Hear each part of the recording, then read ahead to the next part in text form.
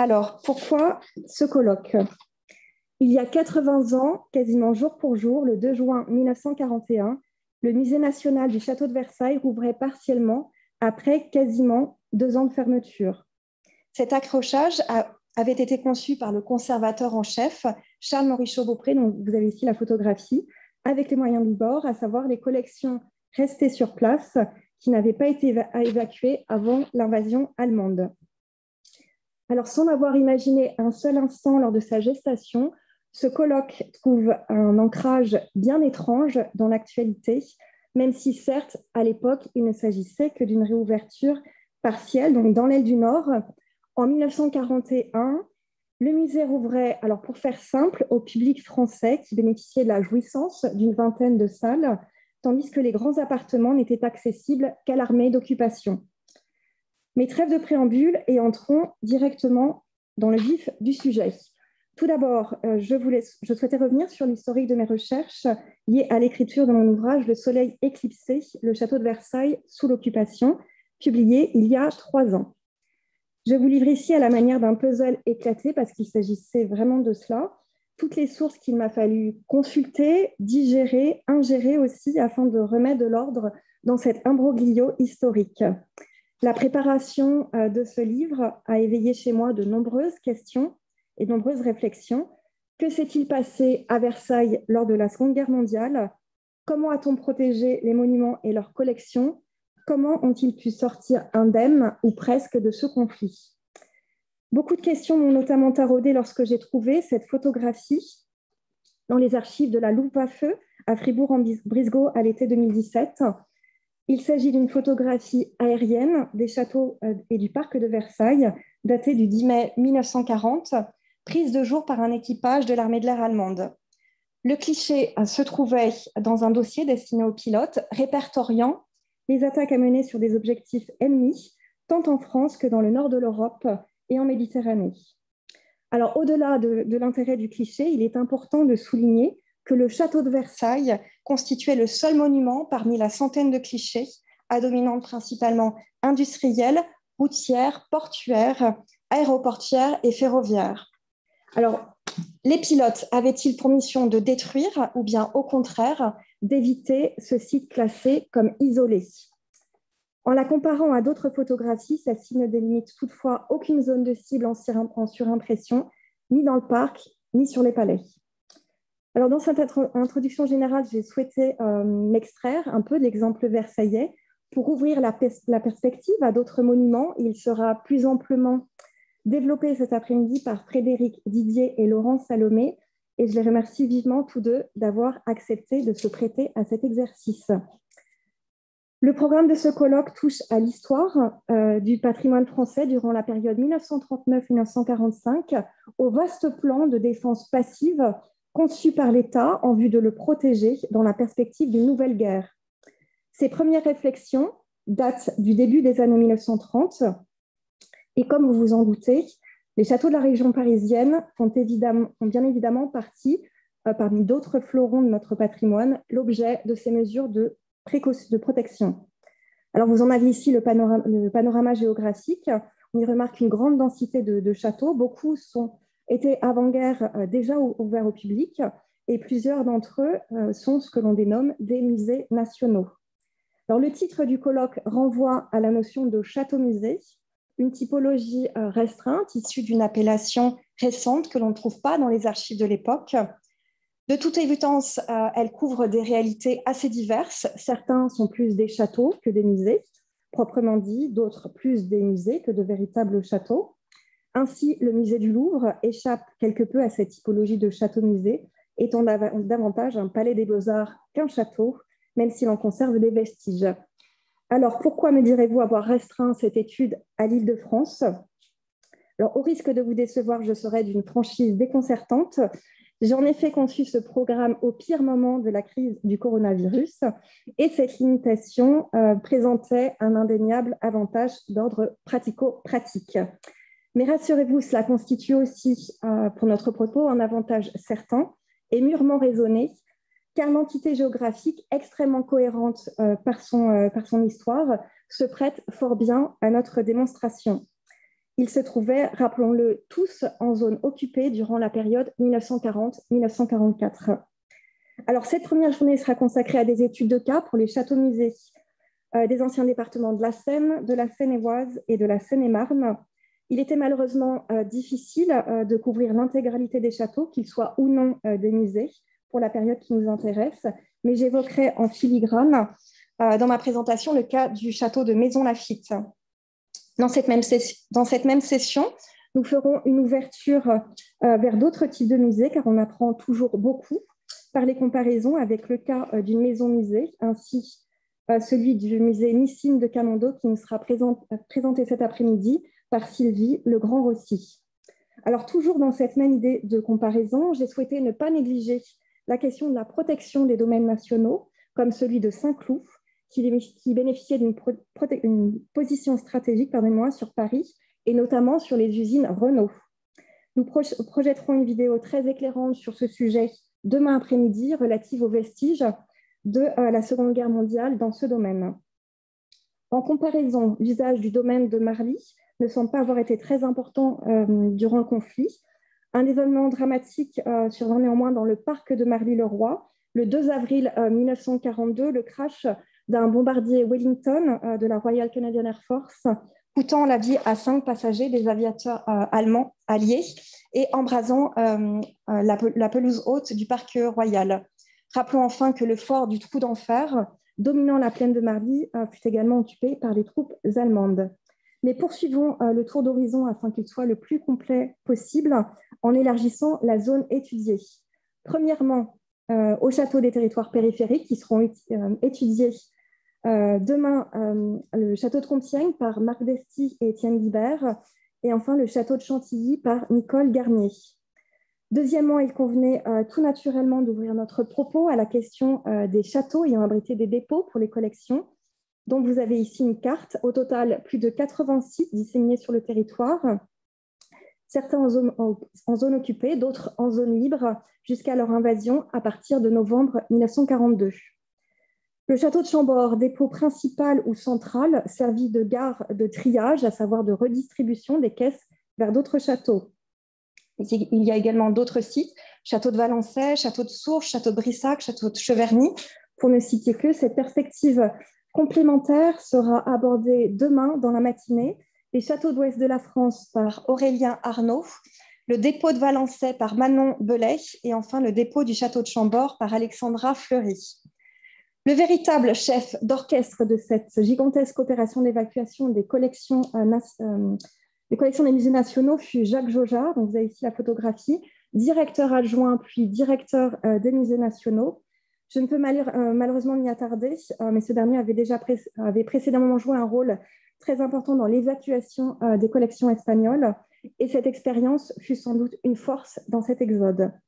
Enfin, troisièmement, nous tâcherons d'ouvrir nos réflexions vers des exemples extraterritoriaux. Ainsi, le cas du Palazzo Pitti de Florence sera abordé demain par Nicolas Detry. En effet, la question se pose inévitablement: comment les autres nations européennes ont-elles protégé au même moment leurs complexes palatiaux et leurs collections muséales? Vous avez ici, pour l'exemple de l'Angleterre, le palais de Buckingham, qui a essuie à plusieurs bombes en septembre 1940. À l'extérieur comme à l'intérieur du monument, vous avez ici le roi George VI et la reine Elisabeth. Quant au château de Windsor, où s'était réfugiée la famille royale, il était protégé par des défenses contre avions, comme on peut le voir ici sur un tableau de Charles Ernest Kendall. En Allemagne, il semble que la protection du palais de Potsdam, à titre d'exemple, semble avoir été plus modeste, au moyen notamment de murs de briques. De manière générale, de nombreux pays tentèrent de mettre à l'abri leurs collections muséales, cela avant le début des hostilités. Alors, l'idée même de ce colloque est partie d'un constat assez simple. Il n'existe pas de publication générale sur ce sujet de la protection des châteaux-musées pendant la Seconde Guerre mondiale. Il existe en comparaison beaucoup d'études pour la Première Guerre, beaucoup moins pour la Seconde. De facto, il m'était jusqu'ici difficile de juger de ce qu'il avait été fait à Versailles en matière de protection en raison de la méconnaissance que j'avais de ce qui s'était opéré ailleurs. Donc, je vous invite ici à un petit tour d'horizon historiographique. En premier lieu, les récits des témoins ou acteurs de cette protection, publiés de leur vivant ou bien post-mortem. Pour Fontainebleau, dont nous parlerons tout à l'heure, Oriane Bochis et Anaïs Aurey, pardonnez-moi, je vous recommande le journal de l'architecte en chef Albert Bray. Pour l'exemple de Chambord, les carnets de son chef de dépôt, Pierre Chaumer, également assez passionnant, un ouvrage en anglais, malheureusement non traduit, de James Rorimer, intitulé Survival, the Salvage and Protection of Art in War, publié à New York en 1950. À partir de la fin des années 90, on dénombre de nouvelles publications d'études sur le sujet, illustrées ici par ce qui n'est qu'une sélection. Beaucoup de ces travaux, je tiens à le souligner, s'imbriquent avec des études en lien évidemment cruciales pour la période de la spoliation des collections juives. De manière générale, il y a des institutions qui ont déjà bien débroussaillé le sujet, notamment le musée du Louvre, qui a d'ailleurs fait l'objet de documentaires et de films à ce sujet. Mégine Mathieu et Vivien Richard reviendront tout à l'heure sur cette riche historiographie et sur ce qu'il est encore aujourd'hui possible de tirer de cette histoire qui semblait à première vue bien connue. Pour d'autres, c'est un aspect de leur histoire qui n'avait été, semble-t-il, pas ou peu abordé, comme pour les châteaux de Rambouillet, de Champs-sur-Marne, de Sceaux ou de la Malmaison. À ce titre, je remercie beaucoup Renaud Serrette, Céline Barbin, David Borin et Elisabeth Caude d'avoir bien voulu relever ce défi. Enfin, remarquez l'émergence assez récente de travaux universitaires sur ce sujet, notamment Laetitia Ferralis pour le château de Saint-Germain-en-Laye, qui nous exposera tout à l'heure le résultat de ses recherches. Pour celles et ceux qui ont travaillé sur ces sujets, tous savent qu'ils sont obligés d'aller consulter une source essentielle, les archives des musées nationaux, aujourd'hui à Pierrefitte-sur-Seine, et le fameux fonds de la série R, les musées nationaux pendant la Seconde Guerre mondiale et l'évacuation des œuvres, dont vous avez sous les yeux le précieux inventaire. Alors, pour la nation française, ces châteaux constituaient des lieux de mémoire, pour reprendre l'heureuse expression de Pierre Nora. Il s'agissait de lieux de pouvoir, ou tout au moins où le pouvoir s'y était exercé dans leur histoire, parfois dans un passé relativement récent. Ce sont en majorité d'anciennes résidences royales, impériales, mais aussi républicaines pour certaines. Quelques châteaux entretenaient des liens historiques récents très forts avec les nations belligérantes, notamment avec les forces de l'Axe. Ainsi, Versailles, lieu de proclamation de l'Empire allemand en 1871, mais aussi lieu de signature du traité de paix de 1919, le fameux diktat. Et enfin, le château de Saint-Germain-en-Laye, lieu de signature du traité de paix avec l'Autriche, toujours en 1919. D'autres questions cruciales se posent, toujours en lien avec la politique. Certains monuments ont-ils bénéficié de faveurs en matière de protection de la part de l'État français? J'entends sous cette appellation le régime de Vichy.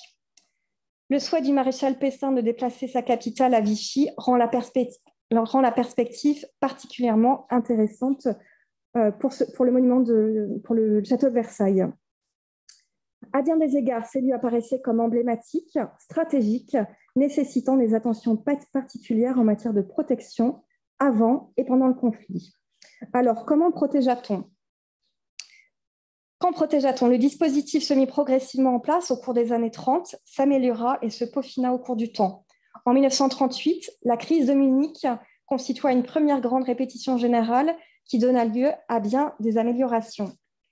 L'année suivante, peu avant la déclaration de guerre, on acheminait par camions entiers les premières œuvres des musées nationaux. Elles ne prirent le chemin du retour, pour les plus tardives, qu'en 1946.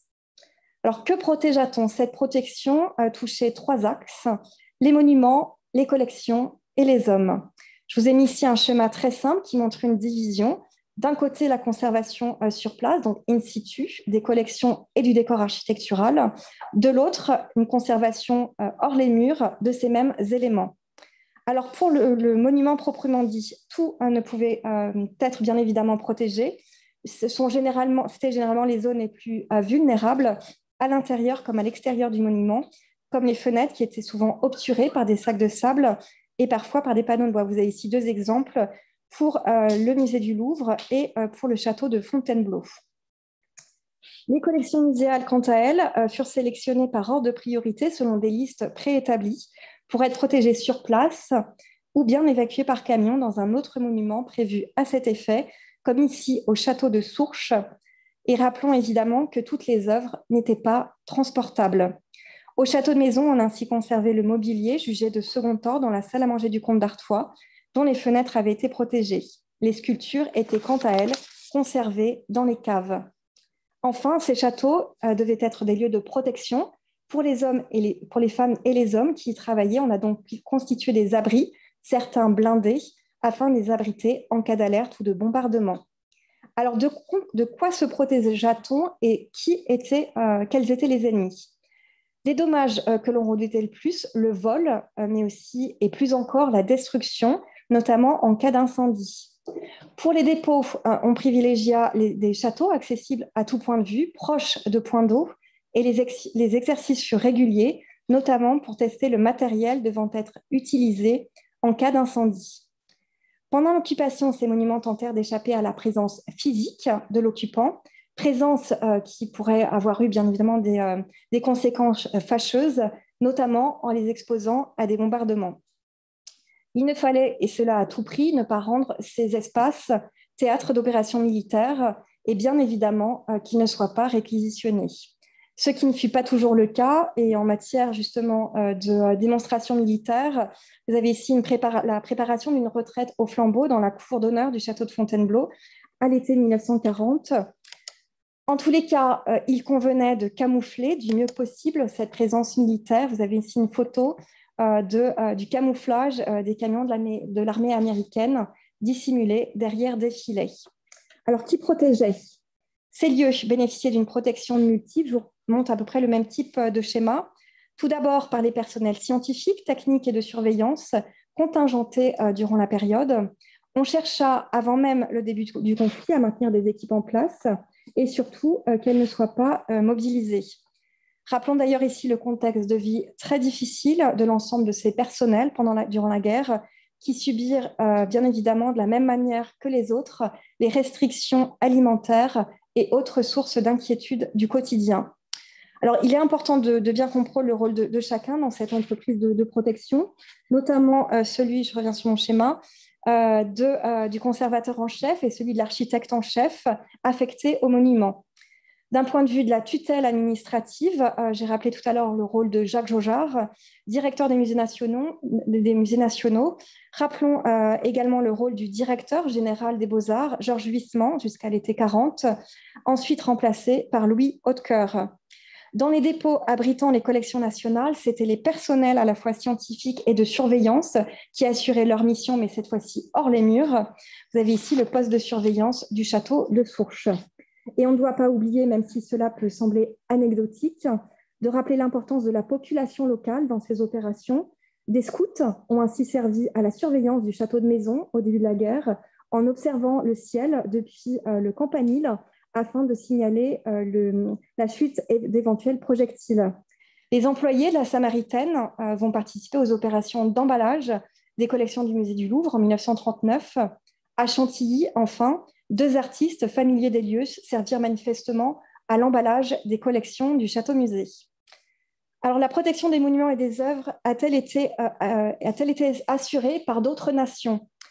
Pendant l'occupation, rappelons le rôle du Kunstschutz, le service allemand de protection des œuvres d'art, dont nous parlera demain Christina Kott. Après la libération, on vit arriver sur le sol français, dès l'été 1944, un organisme anglo-saxon, Monuments Fine Art and Archive Program, constitué par Eisenhower en 1943, mieux connu grâce à l'ouvrage de Robert Hetzel sous le nom de Monuments Men. Cet organe participa aux opérations de protection, notamment des châteaux de la région francilienne. Parmi eux, James Rorimer, que vous avez ici en photo, conservateur du Cloisters, le fameux musée des cloîtres de New York, dont je vous ai évoqué tout à l'heure les mémoires. De manière générale, la loi internationale protégea-t-elle ces monuments et leurs collections? D'autant qu'une majorité d'entre eux étaient classés au titre des monuments historiques. C'est là une question fondamentale à laquelle répondra demain Marie Cornu. Alors, comment protégea-t-on et sur quels critères? En cette fin des années 30, c'était la première fois qu'une opération était menée à une telle ampleur. En comparaison, la Première Guerre mondiale n'avait pas donné lieu à de telles préparations. On remarque au passage des évolutions certaines entre les 2 guerres. en termes de moyens de protection qui cherchaient à s'adapter aux évolutions techniques. Je vous montre ici pour l'exemple de Versailles les premières finalement protections des sculptures du parterre d'eau qui avaient été gentiment qualifiées par la presse de huttes de castor.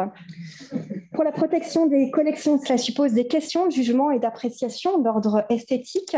Qu'est-ce qui est prioritaire ? A fortiori, les œuvres considérées comme irremplaçables, autrement dit, les chefs-d'œuvre. Vous avez ici la Vénus de Milo encordée en septembre 1939 au musée du Louvre avant de rejoindre le dépôt du château de Valençay. La mise en place de cette protection supposait le déploiement de trésors de logistique, mais aussi de connaissances sur la façon dont il convenait de s'y prendre en prévision de ces déménagements massifs. Durant l'entre-deux-guerres, on vit édicter des préconisations très précises en matière de protection, notamment dans la presse spécialisée comme la revue Muséon, dès le milieu des années 30. Et en 1939, ce manuel, finalement, donc, paru quelques mois avant la guerre, manuel technique et juridique, constitué par le juriste et historien d'art d'origine grecque, Euripide Founkoudidis.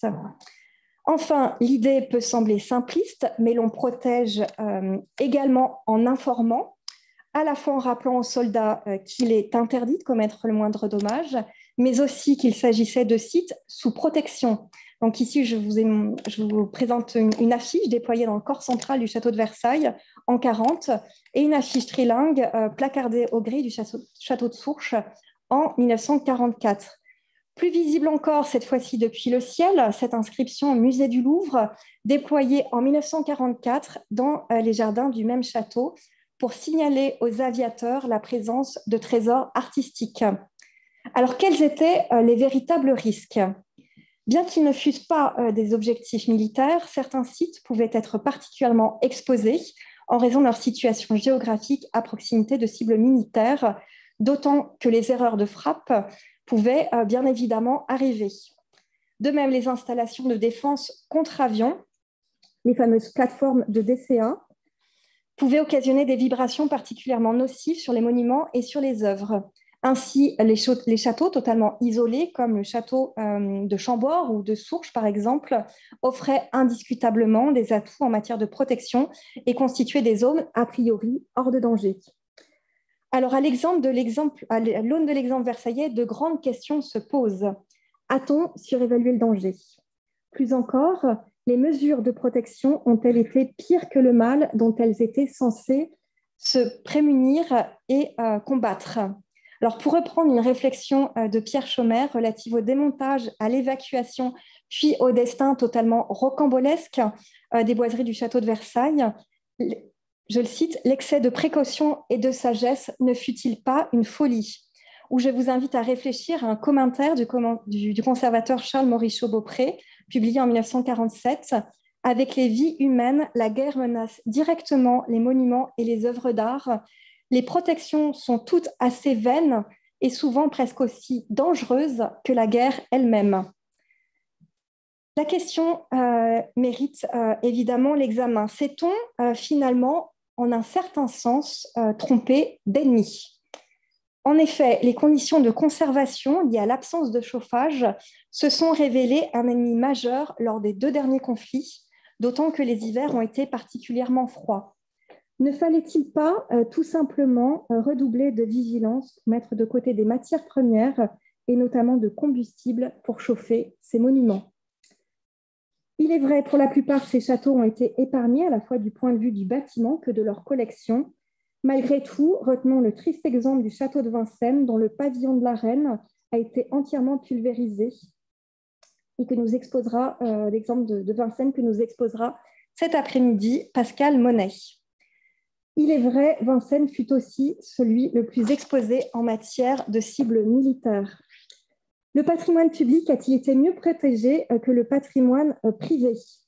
Jusqu'à présent, je n'ai évoqué que des châteaux et musées appartenant à l'État. Je mets volontairement de côté les châteaux privés ayant fait l'objet de réquisitions par la France pour la protection des collections nationales et privées.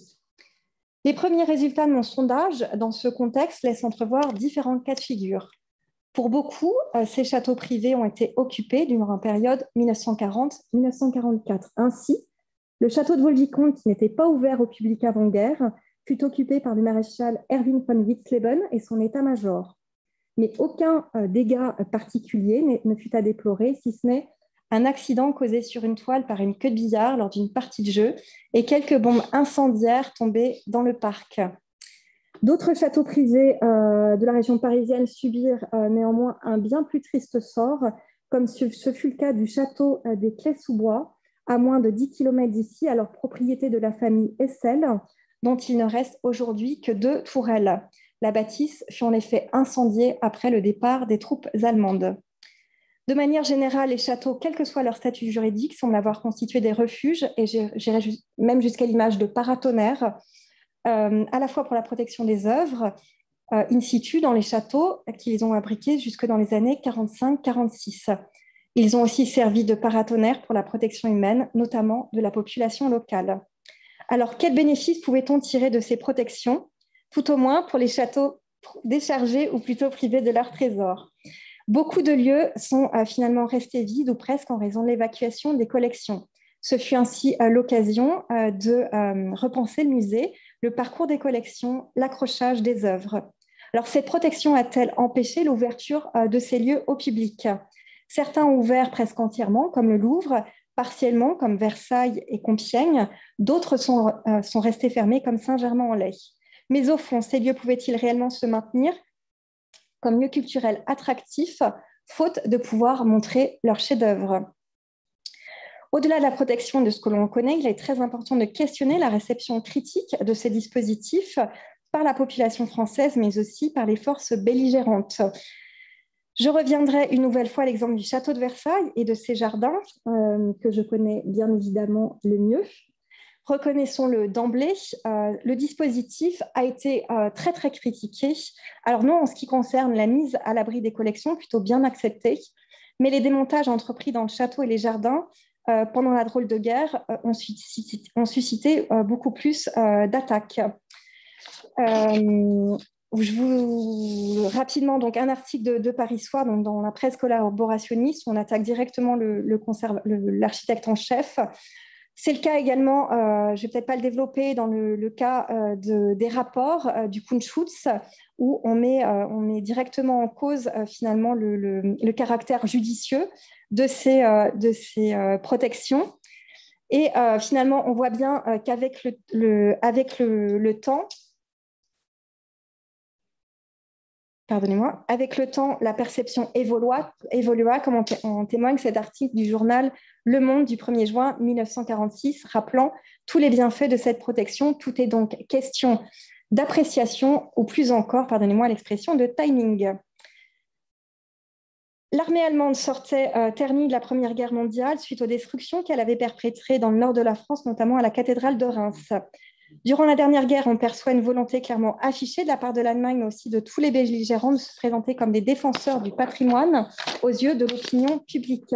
Très rapidement sur la fin, ici une photographie d'un soldat américain et d'un soldat allemand dans les galeries de Versailles. On remarquera la posture particulièrement angélique du soldat allemand, un guide à la main, et le caractère très travaillé de ce soldat allemand, de ce GI américain, les mains croisées dans le dos, dans une attitude aussi bien protectrice qu'admiratrice.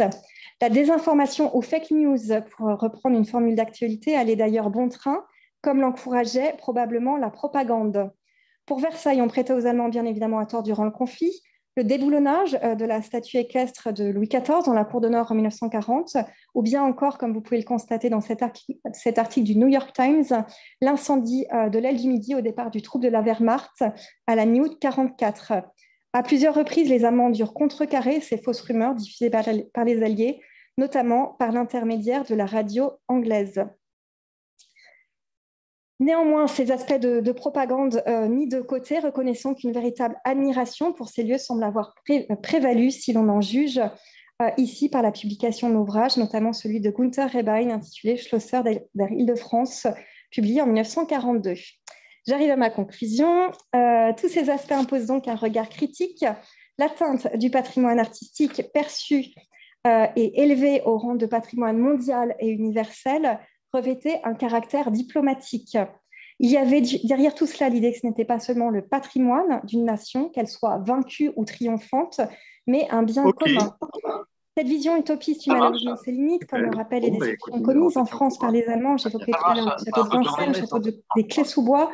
Je pourrais évoquer aussi le château privé de Radingen en Pas-de-Calais, mais également à l'étranger, tout particulièrement en Russie, sur les palais de Peterhof, considérés, je rappelle, comme le Versailles russe, Tsarskoye-Selo, Pavlovsk, pour ne citer que. Et l'on sent bien tout le malaise à l'évocation des destructions perpétrées par les bombardements alliés dans le nord de la France, mais aussi en Allemagne, où la ville de Dresde et ses complexes palatiaux ont subi les pires outrages, plus particulièrement lors des bombardements de février 1945, comme ici sur le Zwingler. La protection est une stratégie, la destruction en est une autre.